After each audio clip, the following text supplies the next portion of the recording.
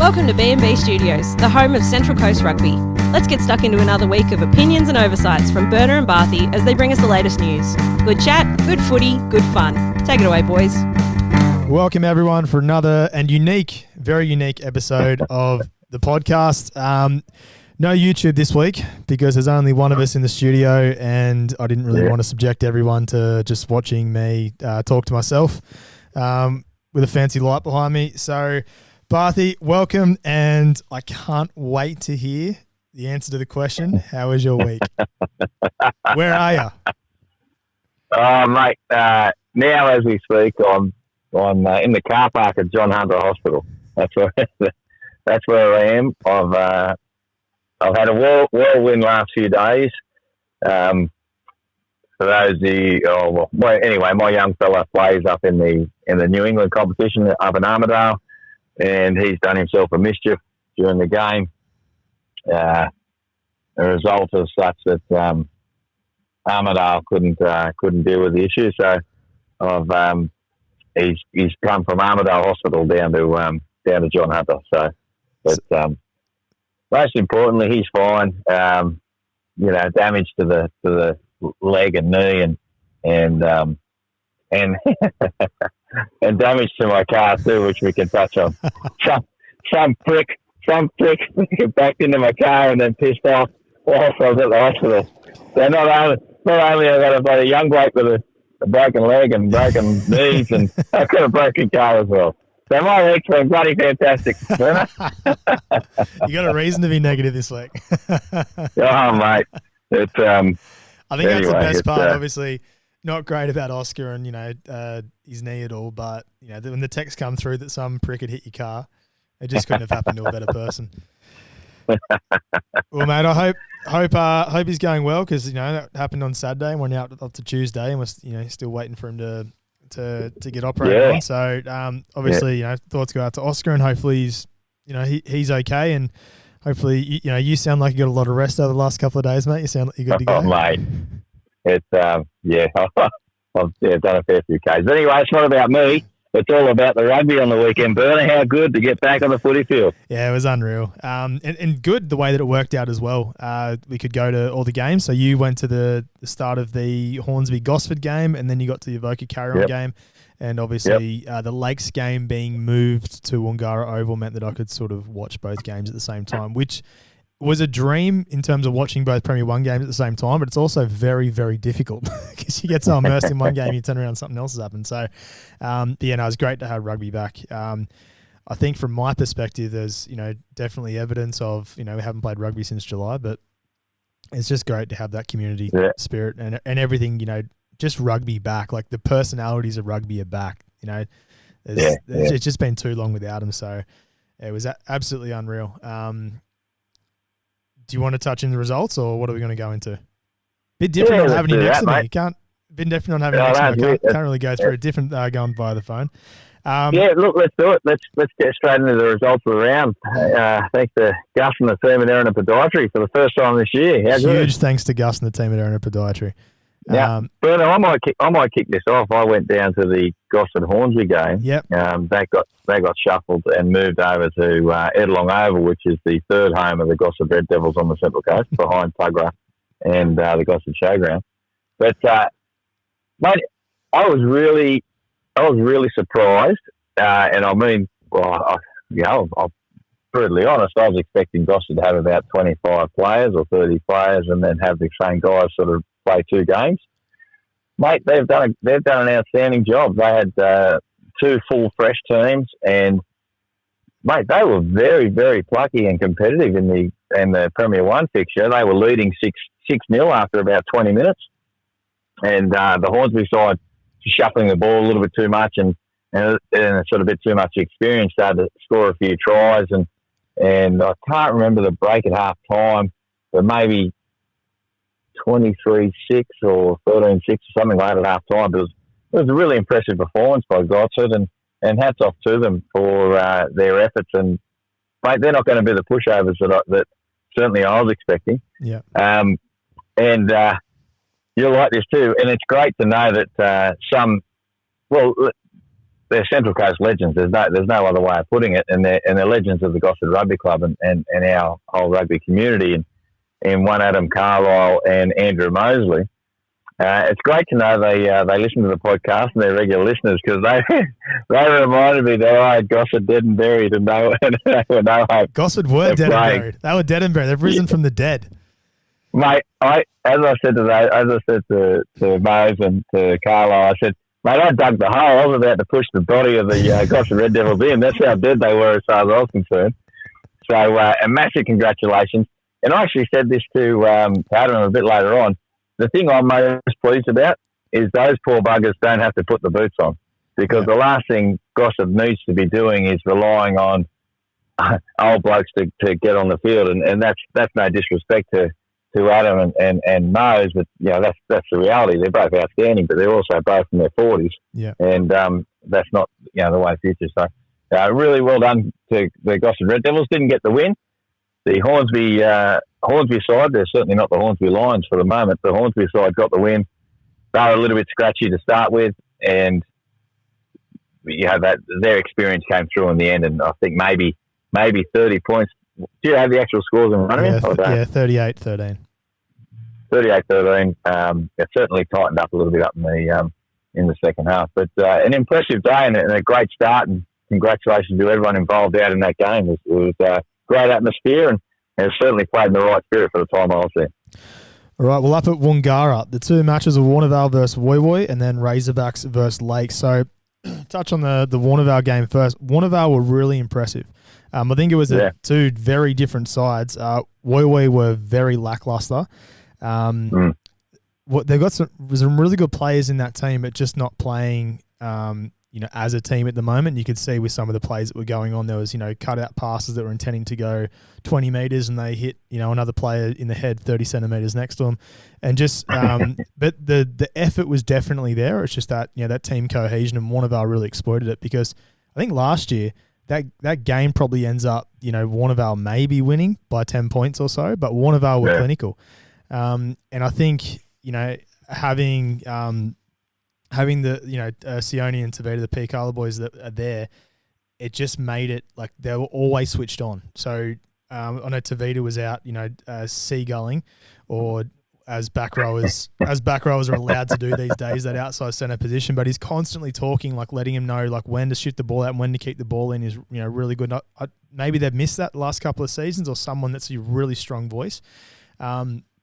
And they just outclassed Woy Woy in basically every single aspect. Woy Woy had some really good patches, but Warnervale just were able to hold on to that momentum or stifle that momentum after a period of time, and then just sort of turn around and convert it into points. So I think they ran away with it in the end, but 53-0. I think Warnervale have got to come up, got to prove himself against probably a little bit tougher opposition, but I think it's an unreal start for them because they look really good. And especially having Venny Butler at 10. I loved seeing that. Really good, just controlled him really well. And we put a lot of pressure on him as well, but I'm still able to control it really well. So, Warnervale convincing there in a 53-0 win.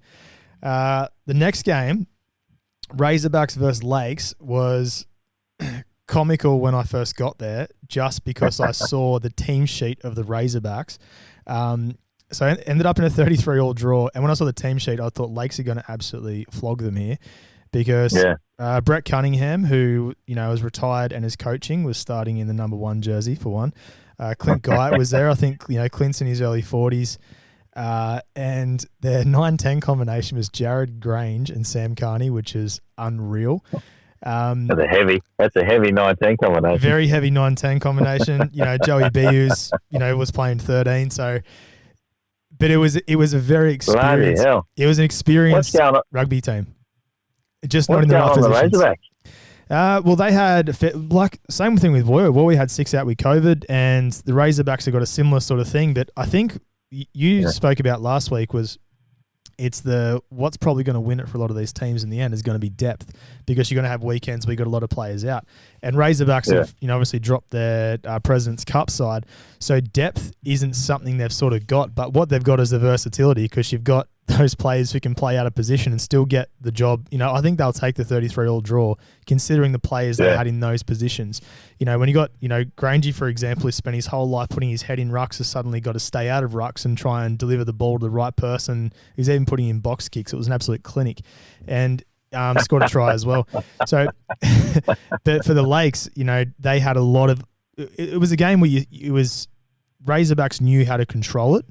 With the experience they had there, but Lakes just had the flair. So whenever there was, broken field play, that's when Lakes were at their most dangerous. But I feel like, there's a couple of, especially in the end, there was 2 passes that were, ruled forward, flat or forward. That's the eternal debate over what they were, but they would have led to, more tries. But so it was the flair that really got the Lakes there. But I think the Razorbacks did really well to hold on, and I think that's those really good club days that you don't enjoy playing in. First of all, because you've got to put on a jersey that's different to what you're used to. But at the end of it, you walk away going, that was actually a lot of fun. And they're the games that you actually really remember of when you played out of position.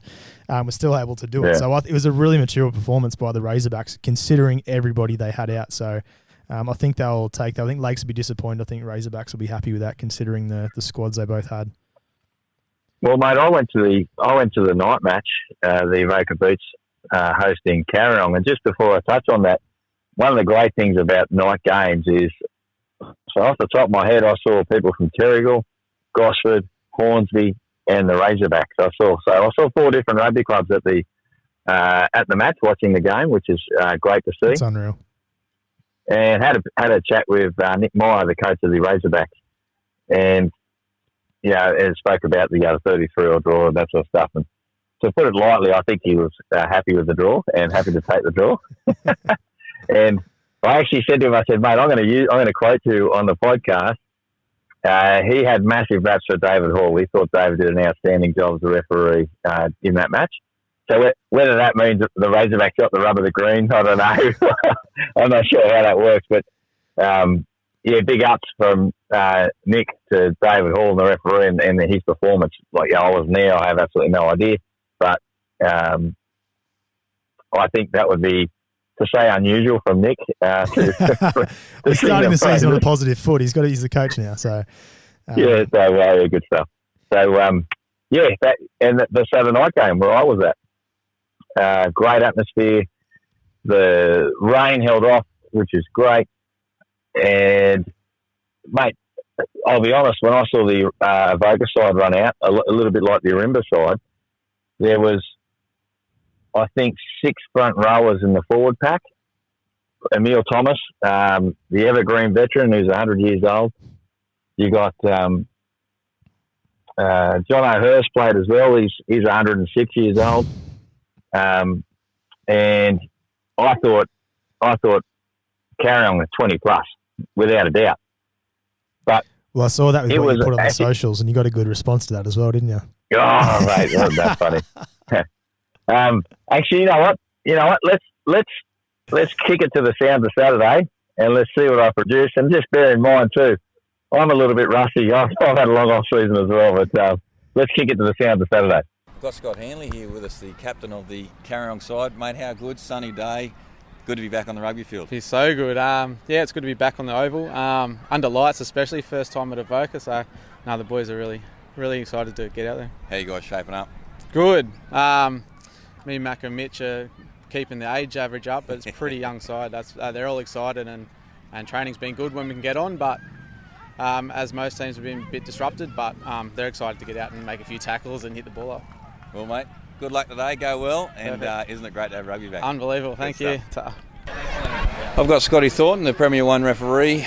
Scotty, I've been saying to everyone, how good is it to have rugby back? Mate, it's fantastic. I think the false starts the last 2 weeks have been a bit of a bummer, and everybody's been absolutely gagging for it. So I hope to see some great rugby this weekend. Mate, no excuses for fitness. I expect you to be up to the play as always. Mate, I've been up there. I've had a bit of time in New Zealand this week, but haven't sunk too many beers, but we'll see how we go today. So I've had plenty of fish and chips, that's for sure. Good luck, mate. Go well. All right, take it easy. All right, captain of the Avoca Sharks, Matt Anderson, is with me. Mate, how good's it be back rugby again, and now under lights with the Hazlitt Oval? How good's it? Mate, it's unreal. Yeah, it's good to finally get back after feels like a pre-season that's gone forever, and shit couple of weeks with wet weather, and yeah, it's good to be back. Now, mate, the word on the street is that you were seen, or a bloke that looked a hell of a lot like you, on a rooftop with Mitch Jacobs. Can you confirm or deny you were on the roof?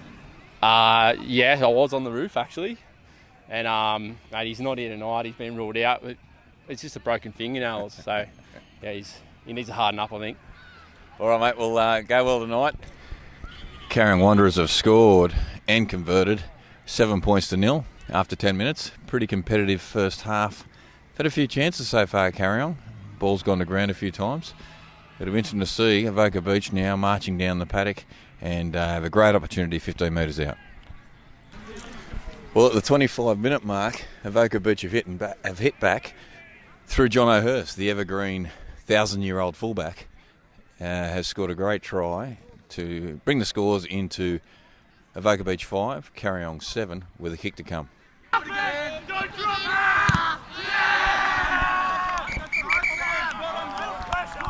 Well, what a finish to the first half in what has been a pretty scrappy affair, to be honest. It scores of 7 points to 5, Carryong leading. Carryong have had absolutely every opportunity to dominate this game. They've had territory, they've had line breaks, a lot of passes that have gone to ground. Avoca Beach, on the other hand, have been plucky. They've been keeping away and being competitive. And as a result, they're in this contest 5-7 at half time.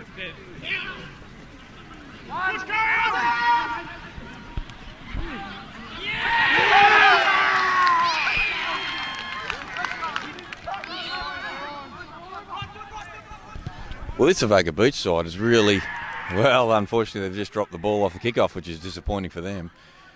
They've just taken the lead, 8 points to 7, with a penalty. Carrying Wanderers, they're going to need to sharpen their act up in regards to how they attack the game and where they play in key areas. Their ill discipline's keeping Avoca Beach in this match. Wouldn't be surprised if Avoca, with their calm ability and pluckiness to keep competitive, they're every chance of knocking this team off. It's been a well-worked and a hard-earned try to the Carrying Wanderers, which has seen them take the lead 12 points to 11 with 15 minutes to go. Well, the Carrying Wanderers side and their real discipline has let them down again. We're inside the last 10 minutes of the match. A converted penalty by the Avoca Beach side to see them take the lead 14 points to 12. This is not a broken record, but the Carrying Wanderers have just conceded another penalty. Avoca Beach has pounced on that opportunity and converted. They now lead the game 17 points to 12 with 6.5 minutes remaining. Well, Scotty Thornton has called full time on what's been a scrappy affair.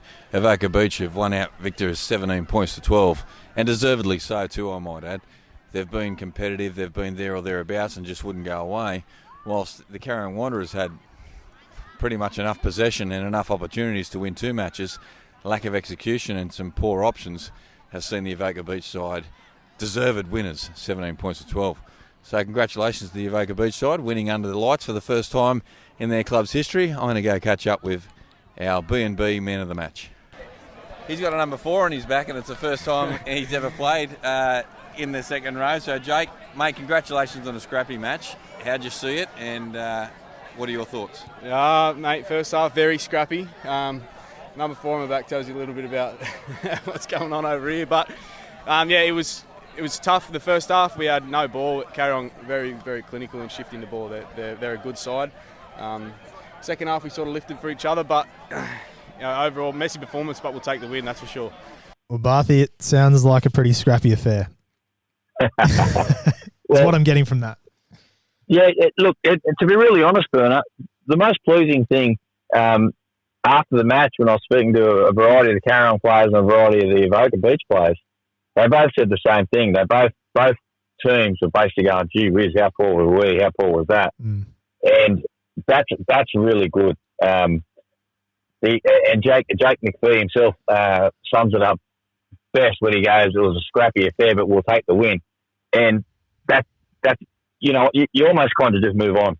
Yeah, it's one of those games where you go, from a Avoca perspective, really well done. That was a win for grit, determination, and a home game. More worrying for me was the lack of execution for the Carrying Wanderers. They made line breaks almost at will. So many passes either missed the mark, went to ground. It was a pretty scrappy performance by both sides. but also it was the first game of rugby they've played in, forever. So it's to be forgiven, but it's certainly something that, they'll want to ensure they don't repeat again. Just want to give a quick shout out too. I thought Nick Outram from the Carrion Wanderers side, he was very unlucky not to get the B&B player of the match. He was outstanding. He was doing his absolute best to lead from the front in that Carrion side, and he had a great game from the second row. Scotty Hanley played well as also, but look, it certainly wasn't a match for the ages, but it was a great day for the Avoca side, first game on the lights. But I think you're going to expect that, considering, as you said, they haven't played rugby. I don't think they've had a trial either, and the training that they've had is almost nothing. So having those balls go to, those balls go perfectly to hand, when you haven't had that preseason, the best of times. So as you said, I think it's a game that they'll just sort of move on. But I think it might be like, the players out. Was there many out from the Avoca side, or is that their sort of team? I'm not really sure, to be honest. I know poor old Mitch Jacobs, he was due to play his 100th game and fell off the roof from work, so he was actually quite lucky, realistically. We had a bit of fun there with Ando at the start, but I know he didn't play. But outside of that, mate, I'm not entirely sure, because Jake himself said with him playing the second row, it give you a bit of an indication of what's happening at the Avoca side. But let me tell you, Jake was outstanding. He was brilliant. He was really good. I had a chat with Adam Carlisle's out at the match as well, and I asked him to sort of keep an eye out for his thoughts on the player of the match. And he was singing big praises towards Jake McPhee. He's mate, if he's that good in the second row, I'd be finding another prop, because he was outstanding. Yeah, he's a hard worker. Well, let's get on to the women's games. So there was a bit of movement in the women's competition on the weekend. So we've had a merge of clubs. So due to lack of numbers, the Razorbacks and Carrion, they are now merging. So we've had the games we had on the weekend. Just trying to get them up. Results. Well, I was at, while you're looking at that, mate, I was obviously at the Avoca Carrion game. And poor old Wanderers had, I think, 4 or 5 girls.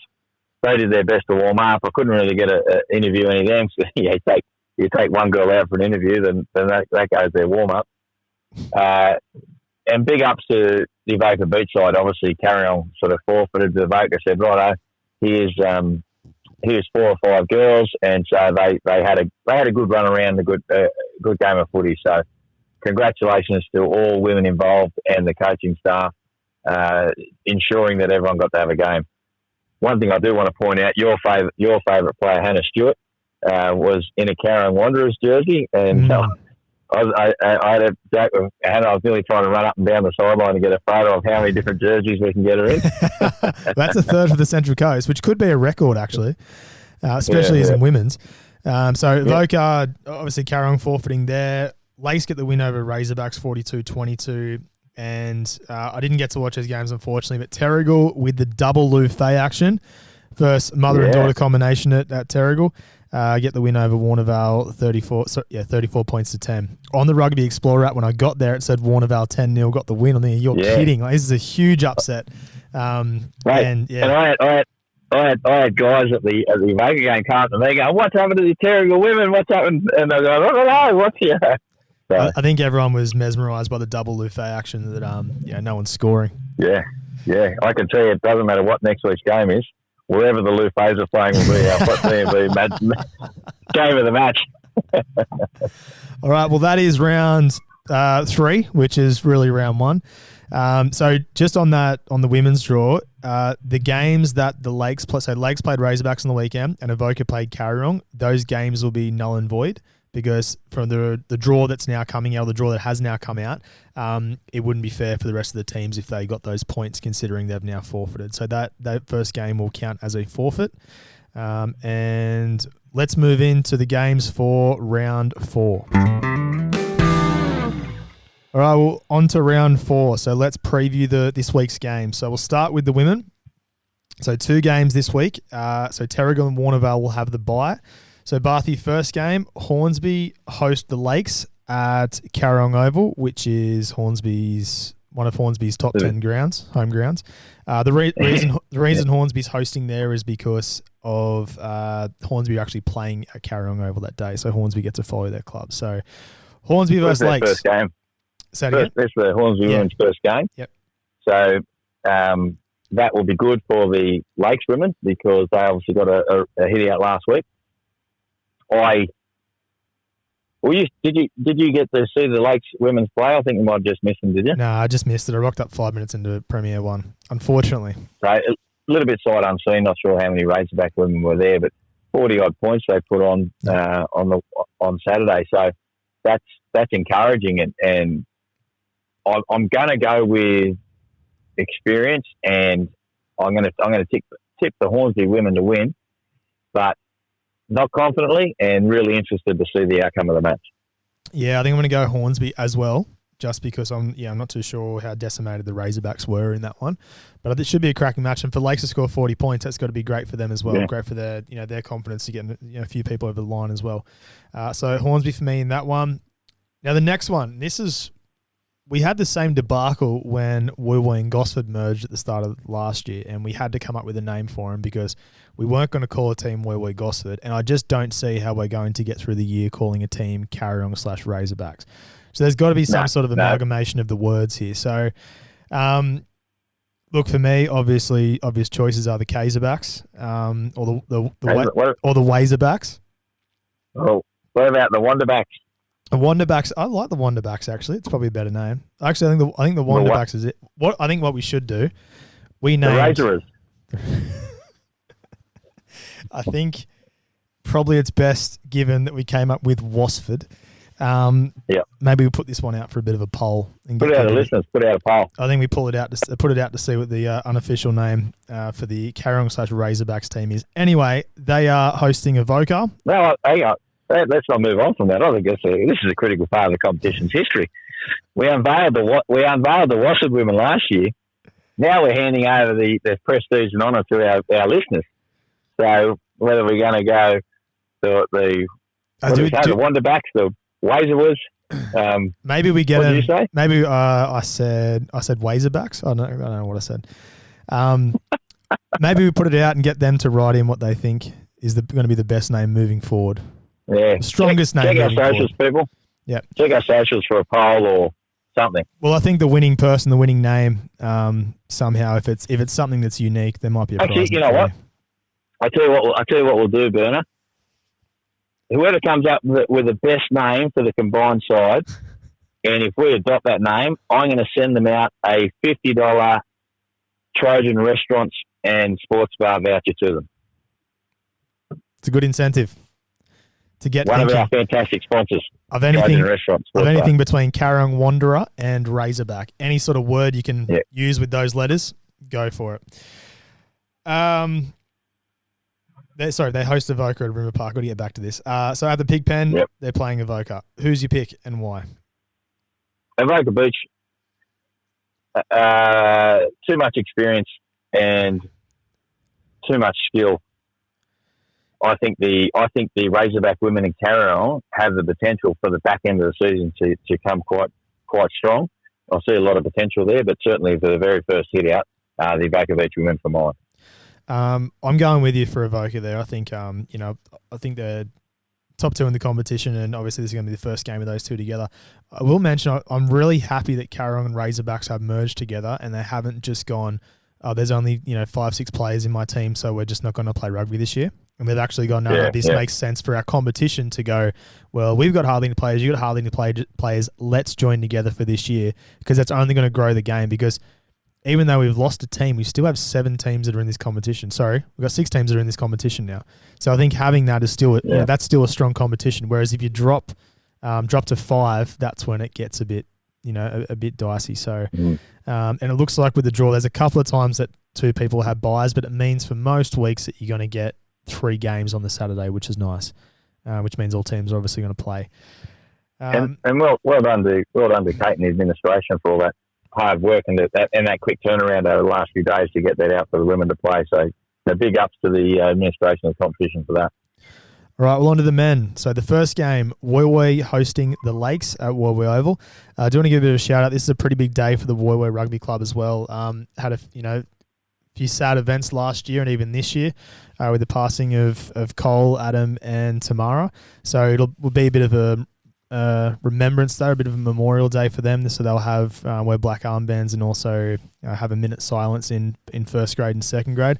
I think their second grade team is a bit of a dedication to Adam as well. A lot of his mates are playing in that team this year as well, which would be really good. So if you are free, I think it'd be really good event down at Warwee Oval this weekend. But on to Premier 1, Bathy, Warwee versus Lakes. Who have you got?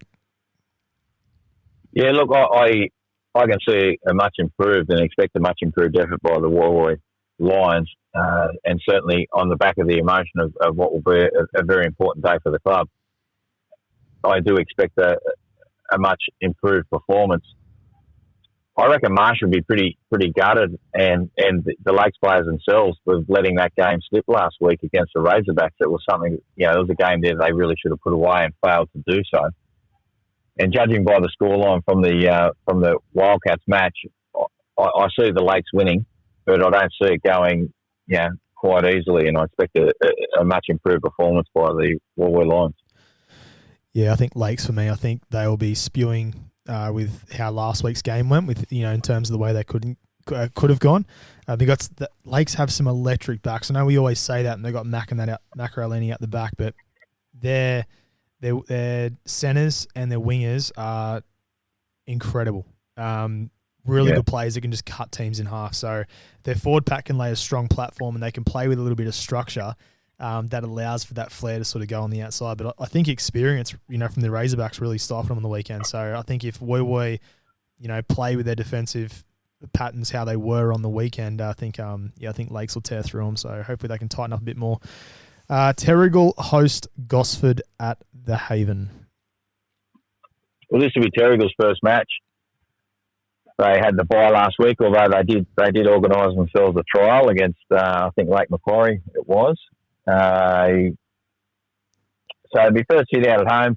I see nothing other than a Trojan victory. I was really impressed with the Gosford effort and performance, and I'd like to see that continue on.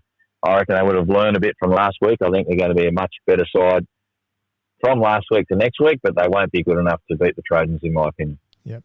I'm with you there. I think Terrigal's first game, and they'll be raring to go after a trial, and they've had a bit of a pre-season as well. There's a lot of stuff they've been doing to keep the team together, so I think they'll be red hot there against Gosford.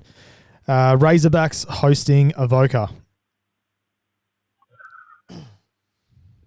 Yeah, geez, you can flip a coin with this one. I really don't know. I mean, you got it. Like Razorbacks had a fair few out. Their back line basically. So playing forwards in the back line, they still managed to control it. It was really impressive. And I don't know. Like I think if that goes on throughout the year and they're the players playing in that position, I think you can find some workarounds. But I think it just worked really well for that. So I'm hoping those players are back. They got a bit more of a back line this week. But they can definitely play the smart game and the tough game. So I'm gonna actually stick with. No, I'm not. I've talked myself out. I was going to stick with Razorbacks there because I've talked myself into Razorbacks. No, I'm going Razorbacks. I'm sticking strong with them. Well, I mentioned, and I spoke about the scrappy affair that was the game and the sound of Saturday. One thing that was really impressive by the Avoca Beach side was their line speed in defence, and I guess they're just their will and determination. They were really putting in for each other, which was impressive. If the Razorbacks, I'll get there eventually. If the Razorbacks field the same side they did last week, I can see the Avoca Beach side knocking them off. Well, actually, you know what?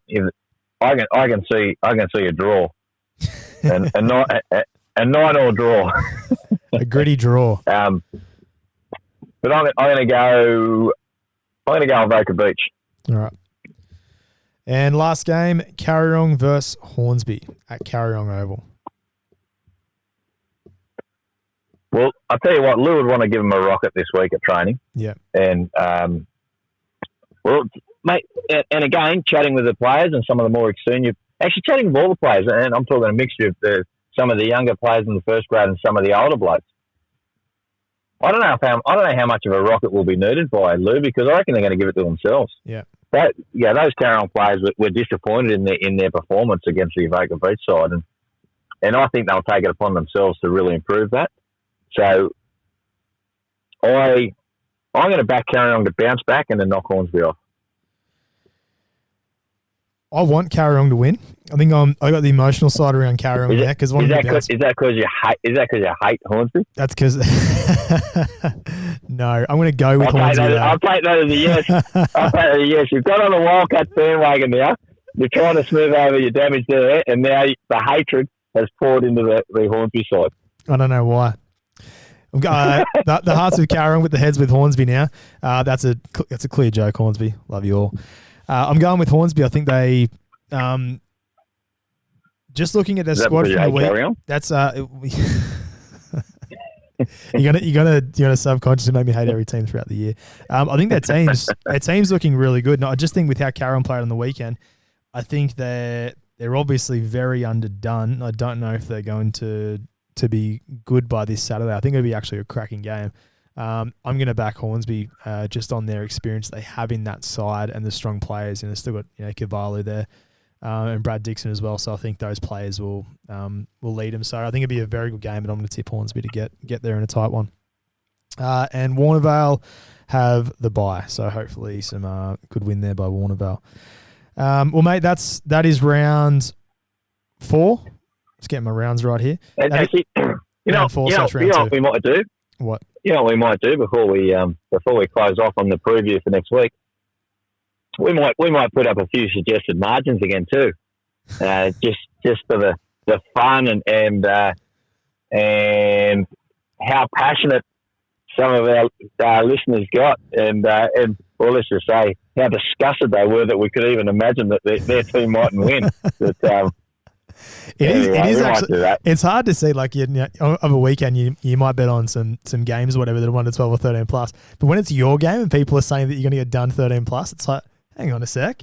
You take it to heart. Or that's what we found on the weekend. A lot of people taking it to heart. So here's an idea. Click the no chance button. Yeah. Don't let it get to you. Relax, everybody. Relax. I think there'll be a fair few more of those coming out. I'm going to put 20 plus on some of these bloody games. I did run into one at Woy Woy, at the Woy Woy game. It said, "How you got Warnervale 13 plus there? Like you're getting done by 40." So it was an accurate prediction. Well, thanks for listening, everybody. Thanks for tuning in. Thanks for supporting the podcast, and it was great to see everyone out at the games and people get involved, and good to know that people are listening. Don't forget to spread the word, get us out there, obviously, so we can raise the profile of the game, of your club and of your players, so we can best serve the community the best we can. There's a couple coming to you live. Sorry, mate. I cut you off. I hate this delay thing. It doesn't work well for me. Keep going. Tell me when you're done. Yeah, I was going to say, coming to you live from the car park of John Hunter Hospital. But sub-branch of the B&B Studios. Thank you everyone for coming up as well, and and visiting us and saying hello. And there's a couple of people that got some coasters and some coolers and stuff that we gave out as well. So keep doing that when we're out at the games. Come up, say hello, and obviously help spread the word. But there's a huge effort on the weekend just to to drop to tag us in the socials post, which is great because it means that we can share them, and then other people are engaging with them with that content and laughing at it if there's something funny that goes up, which is all part of the the Saturday of rugby that we're coming to enjoy. So. It's back. Rugby's back. So jump on board with it. Get to training this week. No excuses. Bathy. Before you kick off, mate, we forgot to cover off on the Golden Schooner. Outstanding performance. Outstanding performance by the Carryong Wanderers side. Taking the Golden Schooner, they were pretty happy about that too. So if you didn't see it, we did put it on our social. So congratulations to the team at the Carryong Wanderers for taking out the Golden Schooner. Mate, I've just got to read something out. We got a DM from an unnamed source from the Razorbacks saying, we've got to put the throw out too for a stone thrower. Yeah, we need some stone throwers. But this was I won't name names here, but it says, nice to see Jake McPhee throw the schooner away because he was scared to lose it back to the Razorbacks next week. So there's a lot of talk around the traps of the rivalry between Avoca and the Razorbacks, and the Avoca just knew they couldn't actually, stomach it with the Razorbacks, so they've chosen to drop it to a team that they know that the Razorbacks are going to have to wait a while to get their hands on. You can have a guess, yes. Geordie Clark. Cannot confirm or deny. Probable. He's the captain of the Razorbacks Golden Semi. Yeah, he is, and I think that DM was out of sheer frustration that he's going to have to wait a few more weeks. I think they're licking their lips to get to crack at it. But obviously, Jake McPhee, obviously incredibly disappointing effort by him as the boat race captain of the Evoca side that couldn't get the boys up. Obviously, not much training in the preseason. He put too much effort into the game. Yeah, he's worked too hard. He's always slimmed down a little bit as well. So he's put too much effort into the fitness, which is, obviously hindered his boat race game and his boat race captaincy duty. So, his priorities are obviously got to be elsewhere. So, but congratulations to the Wanderers. You'll defend it this week against Hornsby. Yeah. And that does it. See ya! See ya!